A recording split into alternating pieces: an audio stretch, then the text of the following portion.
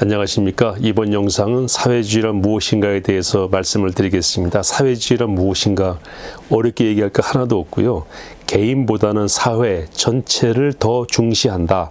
그러니까 사회주의의 반대는 개인주의라고도 말할 수 있고 또 자유주의라고도 말할 수 있을 것 같아요.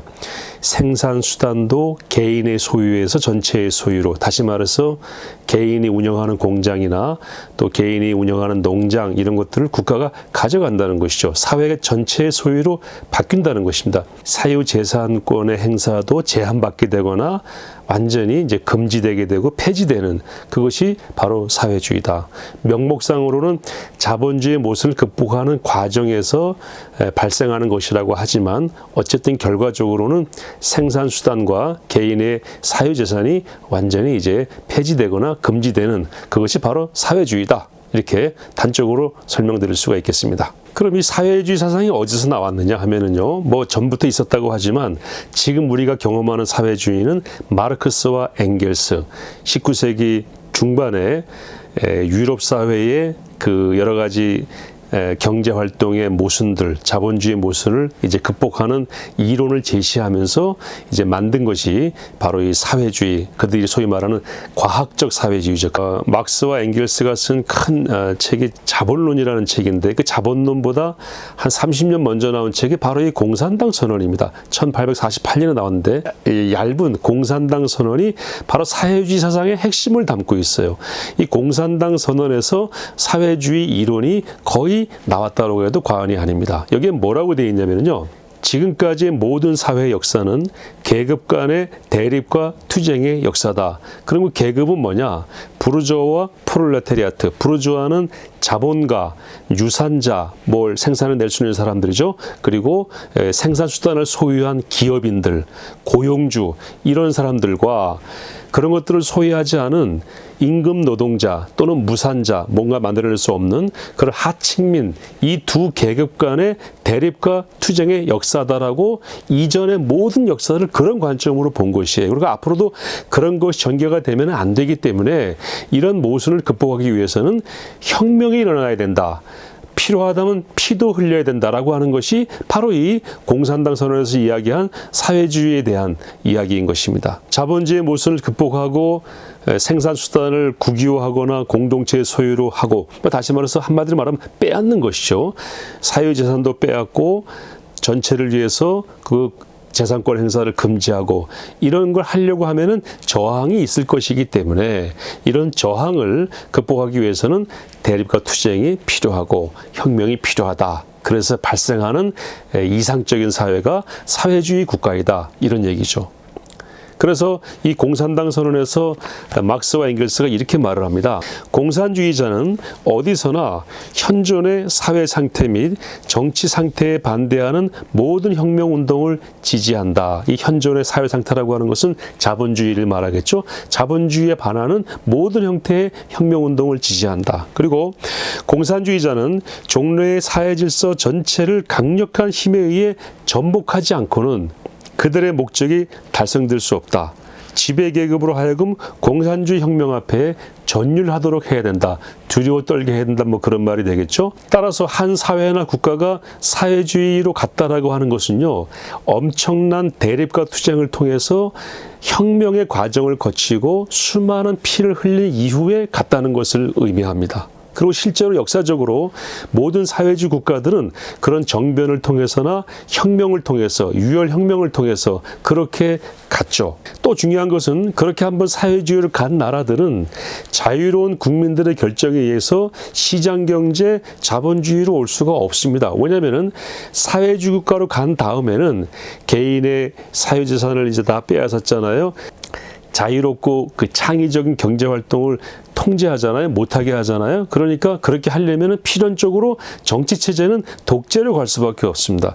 그래서 모든 사회주의 국가로 간 나라들은 정치체제를 독재 형태로 가져가면서 모든 자유를 빼앗고 완전한 통제 속에서 국가가 깊숙이 개입해서 인간의 행동 하나하나까지 규정해주는 그런 사회로 갔기 때문에 그런 사회 내에서 국민들이 자발적으로 이건 우리가 안 되겠다. 다시 자유민주주의 시장경제를 가자라고 하는 결정을 할 수가 없었다는 것이죠.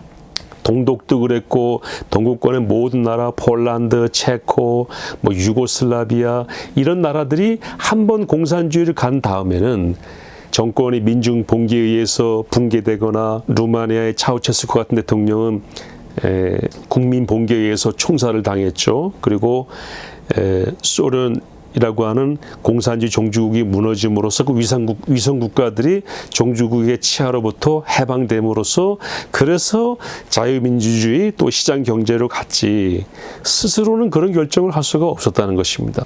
꼭 기억해야 될 것은 사회주의 국가로 가는 과정도 자유롭고 민주적인 절차로 갈 수가 없고 한번 사회주의로 간 다음에는 역시 마찬가지로 자유롭고 민주적인 절차로 자본주의나 시장경제로 올 수 없는 이런 이 독특한 이 형태의 역사 변화의 과정이 사회주의 진행 과정을 통해서 역사적으로 나타났던 것입니다. 그래서 영국의 사상가 토마스 카일라일은 뭐라고 그러냐면요.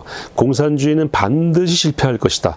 사회주의는 반드시 실패한다. 왜냐하면 독재와 부패와 관료주의 때문에 실패한다. 이 사람들이 사회주의 국가가 된 다음에는 자본주의의 모습을 극복하겠다라고 한 그 사회주의 지도자들이 역시 부패하게 되고 그 다음에 관료주의에 빠져서 독재를 하게 될 것이다. 그래서 공산주의는 붕괴할 거라고 전망했는데 전망한 그대로 됐죠. 지금 공산주의 종주국 중에 하나인 소련은 붕괴됐고 중국 같은 경우에는 수정 자본주의가 들어와서 경제는 자본주의 형태를 받아들였지만 정치 형태는 여전히 독재죠. 국민 스스로에게 주권이 주어져 있지 않습니다. 이것이 사회주의 국가의 산물이고 정확한 그림이라는 것이고요. 북한 같은 경우에는 사회주의 이론에도 맞지 않는 일당 독재 체제 그리고 수령 영도 하에 있는 거의 봉건국가 형태를 가지고 있는데 완벽한 독재를 구사하고 있죠. 그리고 모든 경제활동 국가에 의해서 통제가 되는 그래서 누구도 창의적이고 자발적이고 자유로운 경제활동을 하거나 그런 사상을 가지거나 표현을 할 수 없는 그런 나라가 돼버린 것이 대표적인 나라가 북한인 것입니다. 만일 우리나라가 사회주의 국가가 되었다면은 그 전제로서 엄청난 사회 구성원 간의 대립과 갈등이 있었겠죠. 그리고 피 흘리는 그런 유혈 혁명이 있었을 것이고 개인의 사유재산이 침탈당하거나 사유재산권의 행사가 엄격하게 통제되거나 또 생산수단, 뭐 이를테면 공장이나 회사 같은 것들은 다 국유화되었을 것이고 그리고 개인의 정치적인 자유도 완전히 통제가 되고 상실되었을 것이다. 그렇게 된 사회가 바로 사회주의라는 것입니다. 요즘 우리 사회가 최근 몇 년 동안에 엄청난 사회 구성원 간의 갈등이 있죠. 노사 간의 갈등, 그리고 고용주와 피고용주 간의 갈등, 건물주와 세입자 간의 갈등, 그리고 경찰과 검찰과의 갈등, 지역 간의 갈등, 수많은 갈등이 조장되고 있습니다. 이것을 오히려 부추기는 지도자와 또는 이 제도와 법을 통해서 가급적이면 갈등을 봉합하는 것이 아니라 갈등을 부추기는 그런 분위기가 엄청나게 급격하게 형성이 되고 있습니다. 이런 갈등을 극복하는 과정에서 우리가 어떤 새로운 사회는 그들이 말하는 사회주의를 말합니다. 새로운 사회를 가야 하는 거 아니냐라고 하는 현대 자본주의의 모순을 극복하는 대안으로서 그런 사회를 가자라고 할 수도 있는 그런 분위기가 아닌가 많은 사람들이 우려하고 있습니다.